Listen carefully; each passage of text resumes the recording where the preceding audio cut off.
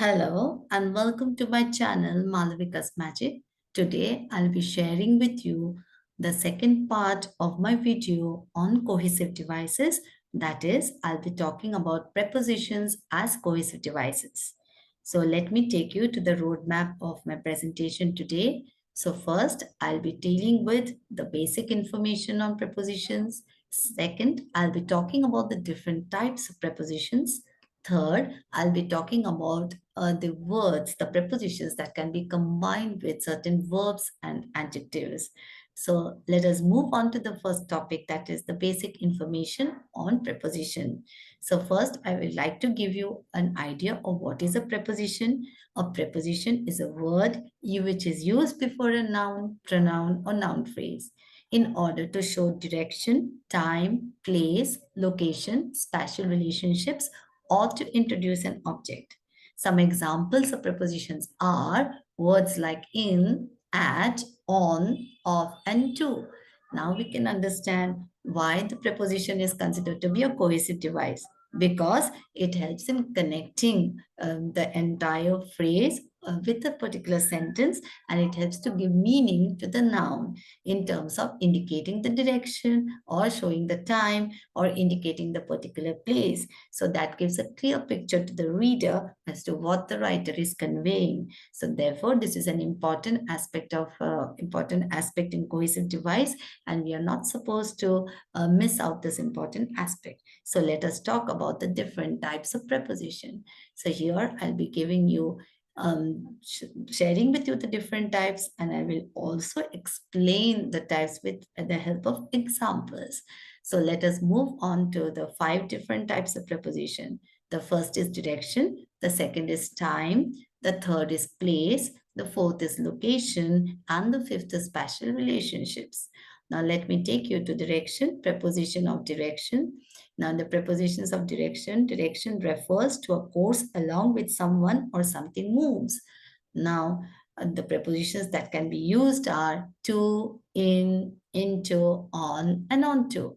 Let me give you some examples. So first example is she drove to the store. As you can see, I have used the preposition to over here in order to indicate the direction where she has gone.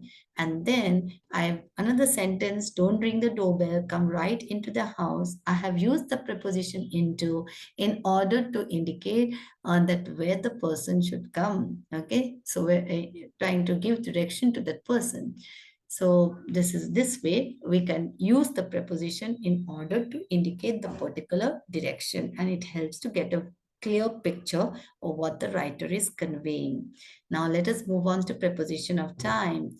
So we can refer to preposition of time in reference to one point in time. So one point in time could be, we can use the preposition in, at, and on. For example, in can be used with parts of the day, months, years, and seasons. For example, he reads in the evening, the weather is cold in October, she was born in 1980. When I'm using at, I'm using is used with the time of day. Also, it is used with words such as noon, night, and midnight. So examples are, I go to work at 9, he eats lunch at noon. And then we have preposition on, which can be used with days. I work on Saturdays, he does laundry on Wednesdays. Okay, or I can say that I've purchased a very nice dress on my birthday, or I wore a very nice dress on my birthday, and so on. But this refers to one point in time. But we have also prepositions that refers to extended time. So we have prepositions like since, for, by, during, from to, from to, until, with, and within. So for example, I have lived in Mumbai since 2005. So I'm talking about an extended time. And then I can say I will collect data from January to June. She will finish her homework by 6. They are in school from August until May. So all these are the prepositions that refer to extended time. Having understood this, let us now move on to prepositions of place. Now, these are the various prepositions that show the place where the action is taking place. So, for example, you can see in this picture, on the box, over the box, These pictures also help us to get an idea about the particular place where the action is taking place. So we have someone under the table, we have a ball between two boxes, we have a girl, sitting among among many boxes, okay, inside the house. All these prepositions indicate, the place, where the action has taken place. So now let us move on to the next type of preposition, that is preposition of location. Now, these prepositions can be used in order to indicate the location: in, at, and on. So, for example, I can say that they live in the country. If I have to say they live in the country, I'm using the preposition in order to talk about a particular area.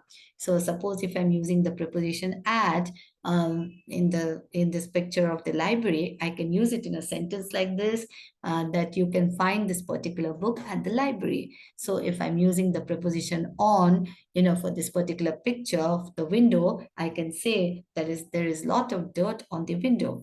Okay, so having understood the preposition of location, let us now move on to the preposition of spatial relationship. Now, spatial relationship refers to relating to or occupying space. So these, spatial relationships explore the concepts of where objects are in relationship to something else, or when the action has taken place. So we can have prepositions like inside, beneath, in front of, etc., as referring to spatial relationship. Let me give you example. So we can see, for example, if I say the dog is in front of the dog house or standing in front of the dog house, so we know that he is occupying that particular space in front of the dog house, to stand. So therefore, or the action has taken place at that particular point of time. So there are many other, prepositions that can be used in order to indicate spatial relationship. Prepositions like ahead of, behind, below, inside, near, out of, across, against, then toward, through, and so many other. It depends upon the kind of sentence that we are using. And so the writers, they have to use the preposition in such a way so they give a clear picture to the readers. Sometimes, some prepositions are not required in a particular sentence, so we have to avoid the unnecessary use of prepositions.